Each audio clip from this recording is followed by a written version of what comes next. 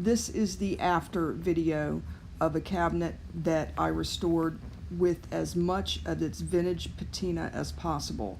So what I'm going to show in this video is how to take a nice chippy piece that has some problems, and instead of repainting and redoing the whole thing, I'm going to show you how to keep as much of the vintage patina look as you can and fix the parts that need fixing and keep it original. This video is about the chippy look.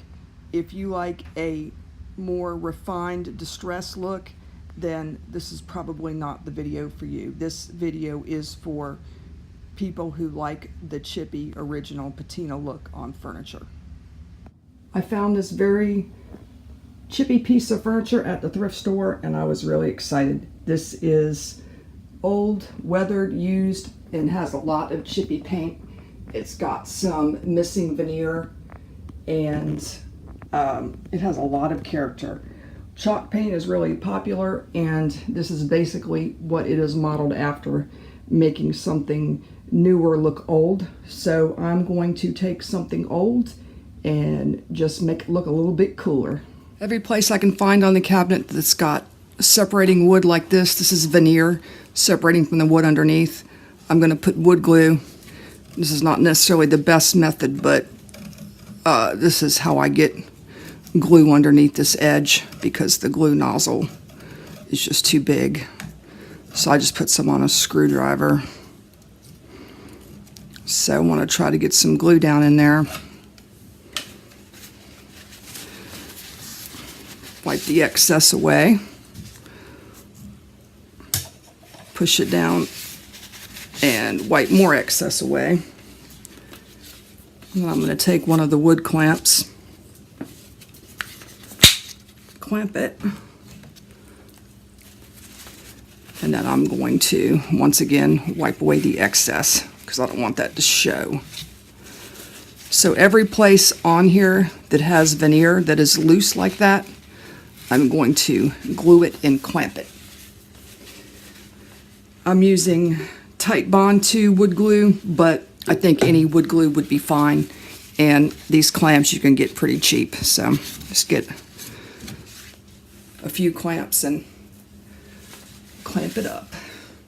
So take your adhesive caulk and just put it underneath this edge like this. It will reinforce it. It will put something back behind these pieces of wood again, and it will make it solid. Just make sure it's adhesive caulk because it has adhesive properties that make this work really well for things like this. You want to smooth it out. You don't want any excess anywhere, and you want it to look nice and smooth. I need to come back and put some more in these little cracks where it's still showing. This is also paintable, which is really, really important. Make sure your adhesive caulking is paintable. This will be one of the few things I put paint on, is anything I do as a repair that I have to cover up will need paint. This is obviously missing something there. So I'm going to put the adhesive caulking right here, and I'm going to basically seal up this edge. And the same thing, just smooth it out.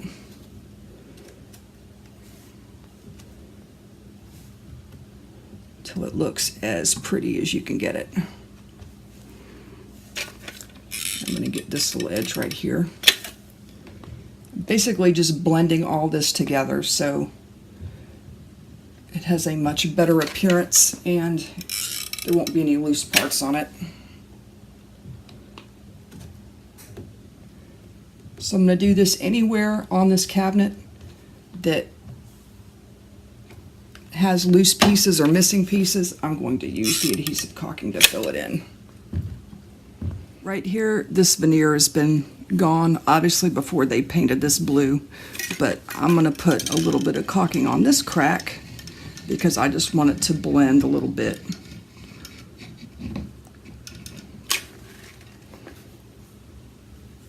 There's some awesome chipping and awesome colors going on in this cabinet.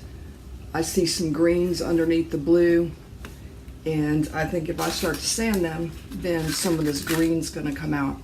I'm not trying to sand the paint off. I am trying to sand off anything that's loose, and I also wanna see what colors are under here when I start to sand.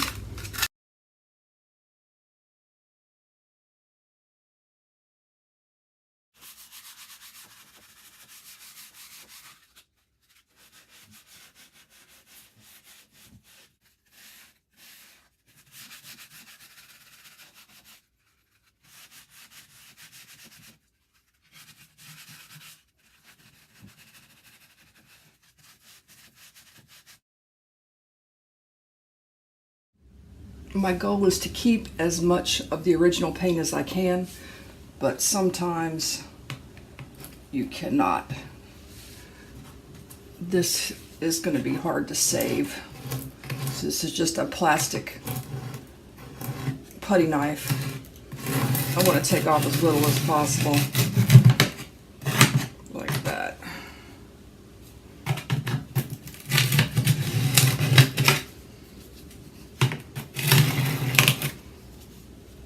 Sometimes it's just attached enough that you really have no other choice.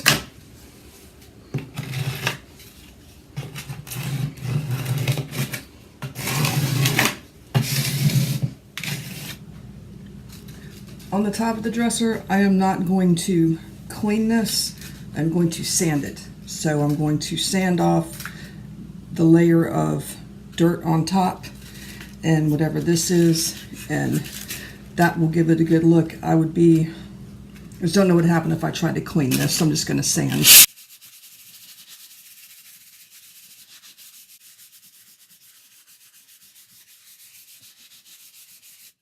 That gave it a really cool look. I like that. It's got greens coming out through here. So you will probably, if you're trying to match your project, you'll probably have to go have paint matched, because the chances of finding chalk paint in the color of your project are pretty much probably close to zero.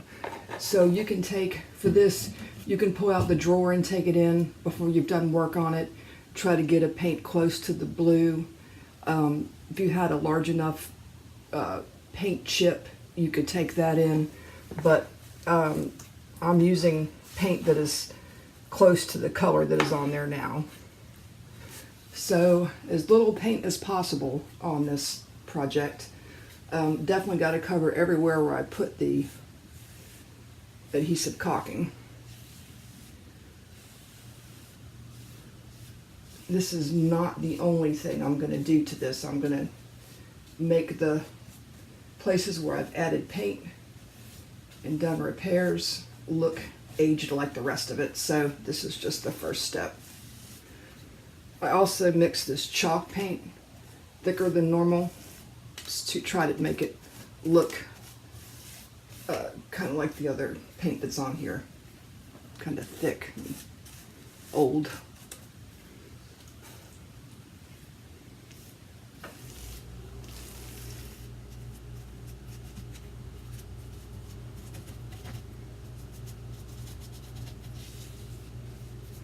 For spots like this that are just missing paint like that, I'm going to do a dry brush technique, which basically means there's hardly any paint at all in your brush.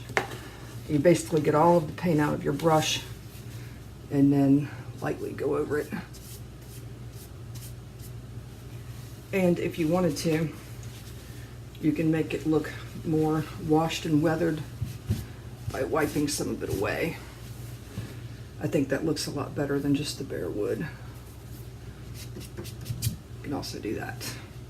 By adding some of this color elsewhere on here, the color that is here, it will make it look like that has been there a while. So just going to put a tiny bit of this here and there, just so this color, even though it is close, it's always going to be a little different.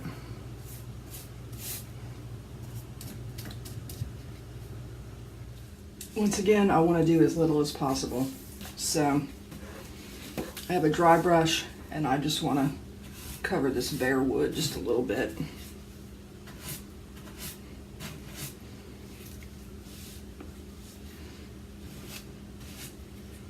There is no way to duplicate.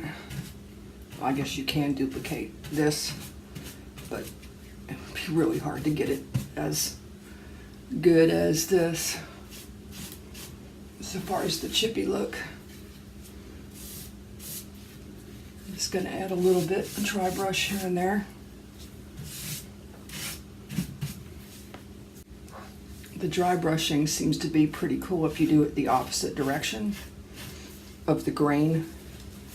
Guess I'd always sand with the grain, which would be that way. I usually paint with the grain, but this is against the grain because it fills in the cracks a different way when you do that.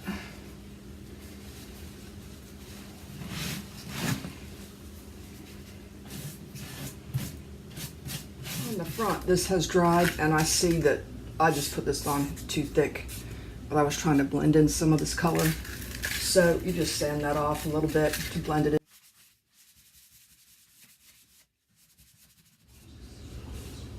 in. Now I need to get some green around these cracks. Just like there's green here. This is where I painted with the solid color. So I have mixed up a green that is similar to this green on here. I could have tried to have that done at a paint store, but it was kind of like you had to just look at it and figure out the closest color. So I actually ended up getting a little craft paint and adding some of the light blue paint that I used earlier until I got this color. But however you can get the color, mixing colors, using a paint color chart, just try to get close. So Q-tips, one way to put it on here.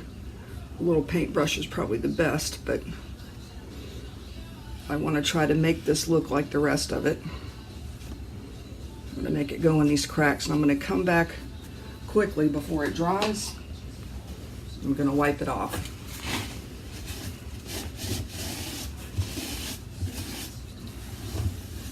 It's got a little much on there, so if I can't get enough of it off, I will come back with some water. Also, if I get this too green, I'm going to come back with the original color and just dry brush over it, and that will make it less bright green than it is right now. I think there would be some green on here naturally on this little edge, so I'm going to do that. You can also come back if you have too much, if I put too much green on here, besides the whitewashing, I can also come back and sand a little bit of it off. So I'll probably do a combination of those two things when I come back. My touch-up green paint is dry, and I'm just gonna sand anywhere that it seems a little dark.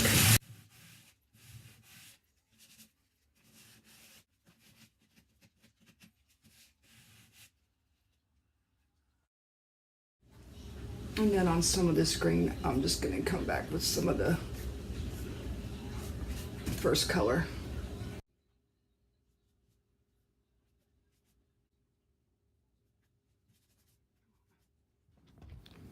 This is the end result from my Chippy cabinet makeover. I am happy with it. I kept the original patina as much as possible, fixed all the really hateful places on it, and found beautiful colors underneath the top layer of blue, added a little color where it was needed, and made repairs to make it a nice solid cabinet.